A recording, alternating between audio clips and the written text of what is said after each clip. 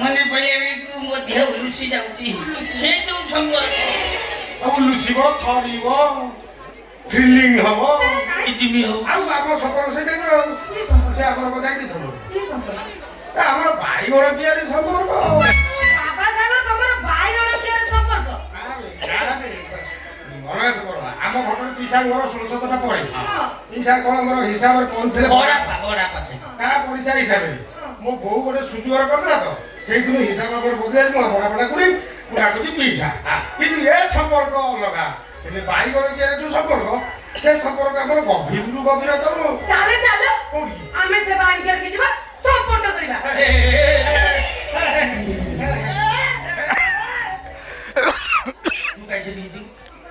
ଜାଣିଛ ସେ ବାଇଗଣ କିଏ ବିଷୟରେ ତାପରେ ଭାବ ଚିନ୍ତା କର ତାପରେ ତମେ ନିଜକୁ ନିଜେ କହିବ ମୋର ବାଇଗଣ କିଏ ଯିବା ଉଚିତ କହୁଛି ଠିକ ଅଛି ମତେ ସେ ବାଇଗଣ ଗପ ଏଇନେ କୁହ ହଁ ସେଟା କହିଲେ ମାନେ ମୁଁ ଗପଟା କହିବି